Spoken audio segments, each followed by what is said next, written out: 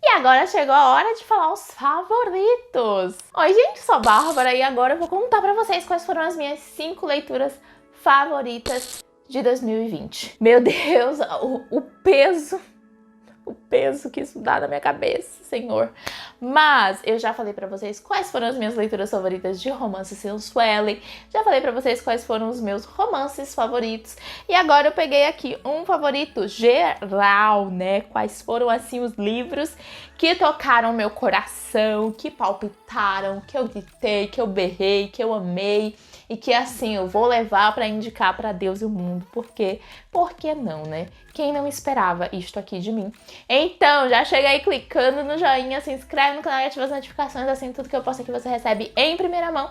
E comenta aqui quais foram as suas 5 leituras favoritas de 2020. Bom, vou começar falando de uma leitura que eu fiz no primeiro semestre e que eu estava super empolgada e ansiosa, porém com expectativas baixas, mas assim, eu acho que ir com expectativas baixas me ajudou bastante a gostar muito dessa leitura, até falei sobre isso no vídeo da tag dos 50% que vai sair em breve pra vocês, que foi Tomates Verdes Fritos no Café da Parada do Apito. Esse livro, ele é um clássico, ele foi adaptado para o cinema e muita gente falou que a adaptação ela é muito mais legal do que o livro, mas eu gostei muito do livro, gente. Eu achei assim o livro uma coisa primorosa, incrível, sério mesmo, eu amei.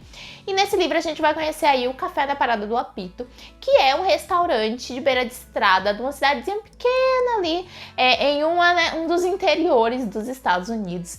E nesse café a gente vai conhecer ali duas donas deles, que a gente tá nos anos 40, e essas mulheres elas vivem um relacionamento. A gente sabe que uma delas saiu de um relacionamento abusivo e acabou, né, encontrando nesse café o refúgio que ela precisava, enquanto a outra ela sempre foi assim meio torta nos rolês da família, ela sempre foi muito amiga de todo mundo, mas ela nunca se encontrou até que ela encontra essa outra mulher e a vida delas, né, ganha um sentido completamente diferente. A história ela é contada por uma das moradoras dessa cidadezinha pequena que está vivendo num asilo. A gente tá ali no fim dos anos 80 e ela tá contando para uma visitante. Então cada vez que essa visitante vai lá descobrir mais sobre essa história, a gente como leitor também vai descobrindo sobre essa história. Eu gostei muito da forma de narrativa da trama, porque ela é encontrada, é uma brincadeira de tempo, uma brincadeira temporal, sabe? O tempo todo a gente vai indo e voltando no tempo, entendendo como é que os personagens estavam, o que aconteceu diante de uma cena para outra cena. E assim, ele é um livro muito doloroso em muitas questões. A gente tem que pensar que a gente está nos anos 40, 50 ali nos Estados Unidos, no meio de uma segregação racial. Então tem muito sobre essa divisão entre negros e brancos. É uma cidadezinha pequena, de uma cidade, de um país, né, que tá em mudança, mas que perde muito esses preconceitos, apesar de ser assim um trocinho miúdo no meio do país que poderia ser uma coisa, um lugar, né, com mais tradição. Na verdade, mostra pra gente mais sobre empatia, sobre querer e cuidar do outro. Então é um livro que foca muito nisso, nessas pessoas que moram ali naquele lugar e nessa necessidade que eles têm de ver o outro bem. E durante o livro várias coisas vão acontecendo, várias situações realmente muito dolorosas, mas no final, assim, você sabe, fica feliz por ter feito aquela leitura e você entende que todas as questões e coisas que aconteceram ali ao longo daquela história foram para tornar eles quem eles eram, assim. Então não é um livro que vai trazer um grande romance, mas é um livro em que você vai conhecer a história de muitas pessoas e que você vai se identificar em muitos pontos e que, assim, te traz ensinamentos primorosos e valiosos. Então eu amei muito, eu indico demais, eu tenho certeza que vocês vão amar, porque assim, foi incrível. Uma outra leitura que entrou no hall de favoritos foi Kindred, da Octavia E. Butler. Foi o meu primeiro contato com a narrativa da autora e, assim, já foi um primeiro contato muito tiro. Kindred foi um livro bem difícil de ler. A primeira parte dele, ela se desenvolveu pra mim de uma maneira muito dolorosa. E, assim, eu confesso que eu li 106 páginas dele e eu larguei ele por uns 2, 3 meses, até que num dia eu vi ele na estante, peguei, sentei e terminei ele, assim, em algumas horas. E esse é um livro muito cruel, ao mesmo tempo em que é um livro que te dá, de certa maneira, um pouco de esperança e melhora, mesmo que pra gente olhar hoje seja um pouco difícil enxergar isso, mas a gente tem aqui uma protagonista que ela vive nos Estados Unidos dos anos 70, se eu não me engano. Ela é casada com um homem branco e ela, apesar, né, de ser uma mulher negra e de viver o preconceito, ela ainda assim tem privilégios que ela desencontra quando uma viagem no tempo a leva ali para 1800 e bolinhas e dá para ela a função de salvar uma criança. E salvar essa criança acaba sendo uma constante na vida dela, ela vai e vem muitas vezes, sendo que aqui a gente, no tempo em que ela está, né, no tempo em que ela nasceu, não se passam muitos anos, mas cada vez que ela volta lá para 1800 e bolinha, passaram-se muitos anos e ela fica lá por muito tempo,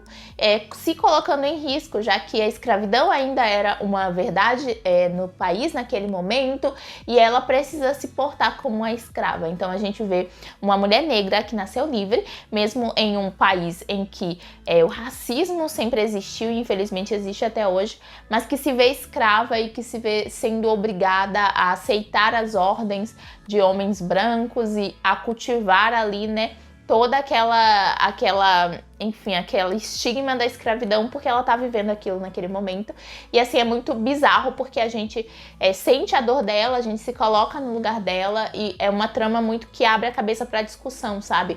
Pra gente enxergar como era, como é, mas a gente entender também que ainda não tá como deveria ser. Então, assim, foi um livro muito incrível, muito cruel, muito doloroso, com uma ficção científica muito bem elaborada e assim, uma leitura primorosa que eu acho que vocês precisam fazer porque vocês vão se encantar também.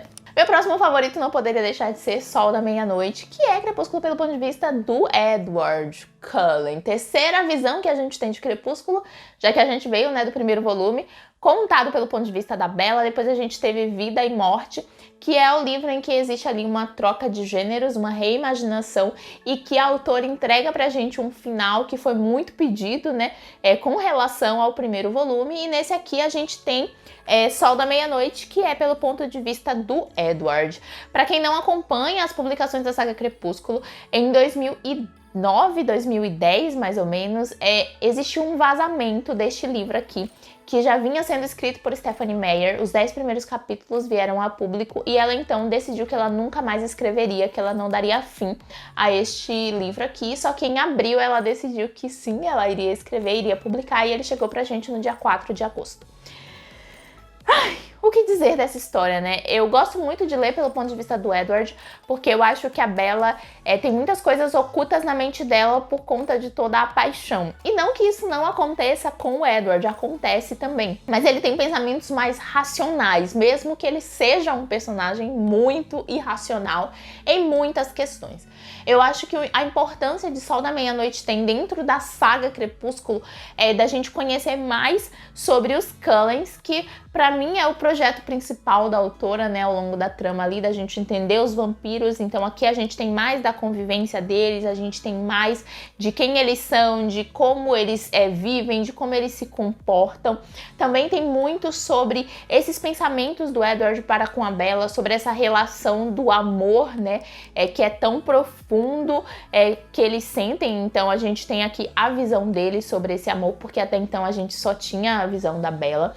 E a gente tem também aqui a Stephenie Meyer tentando resolver situações problemáticas que foram apresentadas em Crepúsculo. É óbvio que ela não consegue mudar tudo, até porque é o mesmo livro por outro ponto de vista, mas eu acho que só de trazer os questionamentos sobre ações e sobre elas serem ou não positivas já é uma forma muito positiva, né, de apresentar essa história por uma nova vertente. O Edward, ele é um personagem que pensa demais. Por conta disso, esse livro aqui, ele tem 400 páginas a mais que Crepúsculo, porque o personagem, ele tá o tempo todo criando variantes na mente dele, tentando entender as possibilidades deste relacionamento com a humana, sentindo medo também, se sentindo acolhido, sentindo a paixão, o amor. A gente percebe aqui que, apesar de ser uma pessoa de 119 anos de vida, o Edward, ele também é um adolescente de 17 anos que tá sentindo pela primeira vez, que tá se apaixonando pela primeira vez, e a gente tem, né, os buracos que as idas dele fizeram ali na história narrada pelo ponto de vista da Bella, sendo tapados aqui nessa história narrada pelo ponto de vista dele. Então, assim, eu amei. Eu realmente sinto muito que a Stephenie Meyer não vai escrever mais, pelo menos, né?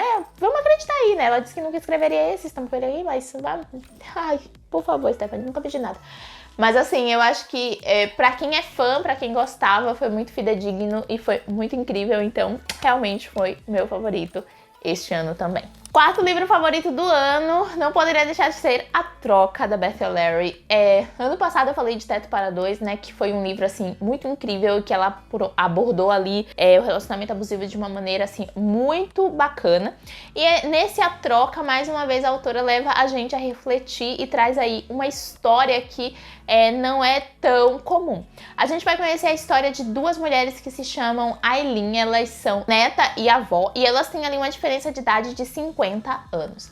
Quando a Aileen, a avó, descobre que o marido está traindo ela começa a tentar novas perspectivas e ela quer muito a possibilidade de novamente se apaixonar, de viver um grande amor, mesmo que ela já tenha 79 anos. A Aileen, neta, por outro lado, ela é uma personagem workaholic, que depois de uma falha ali no trabalho é obrigada a tirar 2 meses de licença em casa. E aí, quando a avó percebe, né, que essa neta tá assim um pouco mal com essa situação, ela decide fazer uma proposta. E se elas duas trocassem de lugar, assumissem as responsabilidades uma ali da outra durante 2 meses e convivessem com isso, e a gente vai ver como é que vai ser o desenvolvimento dessa história. O que eu gostei bastante é que a gente fica vendo sobre o ponto de vista das duas personagens, é muito sobre elas se redescobrindo, se conhecendo outras pessoas, descobrindo os próprios gostos, entendendo a vida que levam. E o mais interessante ainda é a gente estar na mente da Aileen, avó. Eu nunca li um livro que tivesse uma personagem mais velha que estivesse vivendo pela primeira vez, sabe? Que estivesse se reinventando, que estivesse criando essas novas experiências. Nesse livro a gente vai ter isso. E é muito bizarro porque a gente não consegue se colocar no lugar, ou quando a gente vê ali um casal de idosos, ou enfim, um idoso solitário, a gente nunca pensa que eles estão pensando, sabe, tipo, em coisas aleatórias da vida, do mundo. E esse livro me fez pensar que, tipo, eu idosa ainda vou ser eu, sabe? Eu vou ter os mesmos pensamentos que eu tenho, eu vou ser a mesma pessoa que eu sou. Então, eu acho que foi um livro muito incrível, que abriu portas pra gente pensar sobre muitas coisas, dimensionar muitas situações. Apesar da gente ter essas duas histórias, né, 2 romances ali acontecendo ao mesmo tempo, eu confesso que o da Aileen, avó, pra mim, foi o meu favorito. Mesmo que a Aileen, neta, fosse uma personagem assim que eu consegui me identificar também, mas no geral eu gostei muito do contexto, da forma como a história foi narrada, e assim, eu indico muito a leitura, tenho certeza que vocês vão se apaixonar também. E minha última leitura favorita deste ano foi Daqui Pra Baixo, do Jason Reynolds. Gente, esse livro aqui, ele é um livro de versos ou poesias, não sei explicar exatamente, mas assim, esse é um livro que é um tapa na tua cara, é uma leitura super rápida, mas ao mesmo tempo que é muito dolorosa, então possa ser que você precise fazer muitas paradas ao longo dela. E o que acontece aqui é a gente enxergar, talvez, pessoas que a gente não enxerga na vida. O autor, ele dá voz a essas pessoas, e é muito bizarro a gente pensar que as coisas que acontecem nesse livro acontecem na vida real. A gente tem aqui, então, um personagem que ele vê o irmão mais velho ser assassinado na frente dele, e como ele foi ensinado de um círculo, né, que vem ali de muito tempo, quando o sangue da sua família é derramado, você tem a obrigação de derramar o sangue da pessoa que derramou o sangue da sua família. Então a gente vai ter um personagem em busca de vingança. E aí, quando ele decide que essa vingança vai acontecer, e quando ele está indo consumar, né, este fato, ele desce um elevador. E esse livro, ou grande parte dele, vai ser passado durante essa viagem de elevador, que é uma viagem de elevador entre o personagem, pessoas que ele conhece e a sua própria consciência, e questionamentos e respostas vão sendo dadas ali ao longo de alguns segundos que fazem talvez ele querer interromper ou não esse ciclo vicioso, né? Essa situação e essa problemática que acontece aí há tantos anos. Então é incrível, é um livro doloroso, é um livro assim que você termina, sabe, querendo mudar o mundo, e eu acho que por isso que ele se tornou um dos meus livros favoritos, e assim, é um livro que eu indico pra todo mundo, que eu acho que todo mundo precisa ler, e que você vai sair dessa leitura outra pessoa, você vai questionar as coisas de uma maneira diferente, e você vai se apaixonar também. E é isso, essas foram as minhas leituras favoritas de 2020, espero muito que vocês tenham gostado. Me conta aqui quais foram as suas, se você já leu algum desses livros, se você também favoritou, eu vou adorar saber. Se você gostou do vídeo, clica aí no joinha pra mim, se inscreve no canal e ativa as notificações, assim tudo que eu posto aqui você recebe aí em primeira mão. Eu te espero no próximo vídeo, um super beijo e até lá! Tchau!